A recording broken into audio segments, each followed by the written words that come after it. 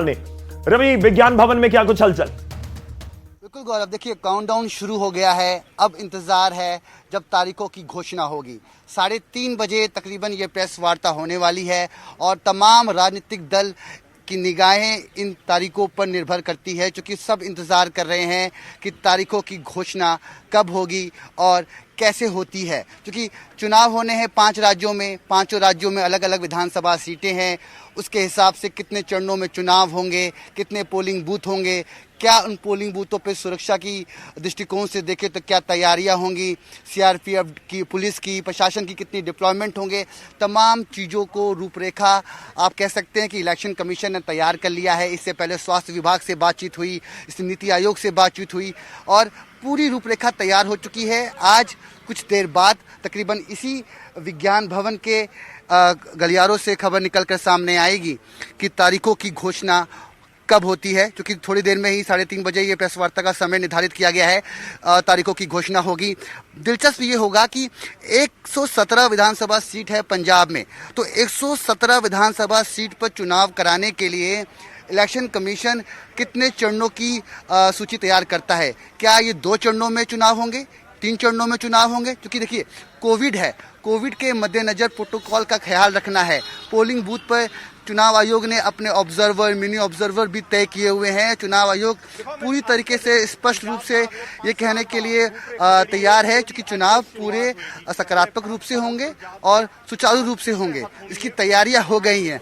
अब इंतजार है तारीखों का और तारीखों के बाद देखना ये होगा कि तमाम राजनीतिक संगठन हैं, पार्टियां हैं, किस तरीके से अपनी रूपरेखा तैयार करती हैं। क्योंकि जैसे ही तारीखों की घोषणा होगी आचार संहिता लागू हो जाएगा।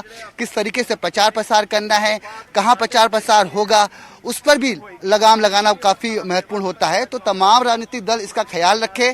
तारीखों की घोषणा के बाद किस तरीके से चुनाव को आगे संपन्न कराना है, चुनाव आयोग के पास एक बड़ी जिम्मेदारी है। देखना दिलचस्प होगा जब सुशील चंद्र जब यहाँ से घोषणा करते हैं कि तारीखों की घोषणा जब होगी 5 राज्यों के हिसाब से।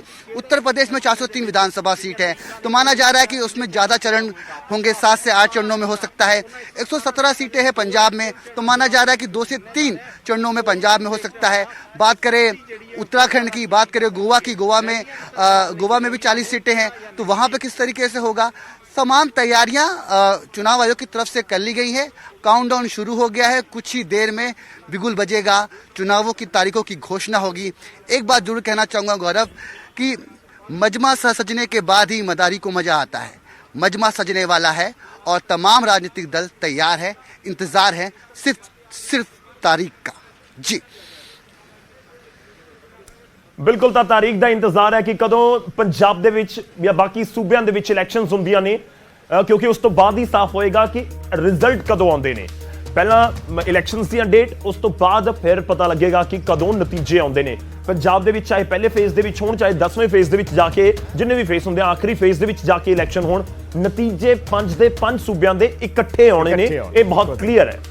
5 ਸੂਬਿਆਂ ਦੇ ਨਤੀਜੇ ਇੱਕੋ ਦਿਨ ਆਉਣੇ ਨੇ, ਪਰ ਵੱਖ-ਵੱਖ ਫੇਜ਼ਿਸ ਦੇ ਵਿੱਚ। ਔਰ ਗੌਰਵ, ਮੈਨੂੰ ਲੱਗਦਾ ਪਹਿਲਾਂ ਨਾਲੋਂ ਫੇਜ਼ਿਸ ਵੱਧ ਵੀ ਸਕਦੇ ਆ ਇਸ ਵਾਰ। ਜਿਵੇਂ ਅੱਗੇ ਅਮੂਮਨ ਯੂਪੀ ਦੇ 8 ਜਾਂ 9 ਫੇਜ਼ਿਸ ਹੁੰਦੇ ਆ ਜੀ, ਤਾਂ ਇਸ ਵਾਰ ਮੈਨੂੰ ਲੱਗਦਾ ਫੇਜ਼ਿਸ ਹੋਰ ਵੀ ਵਧਣਗੇ ਕੋਵਿਡ ਦੇ ਚੱਲਦੇ, ਕਿਉਂਕਿ ਯੂਪੀ ਇੱਕ ਬਹੁਤ ਵੱਡੀ ਸਟੇਟ ਹੈ। ਬਿਲਕੁਲ।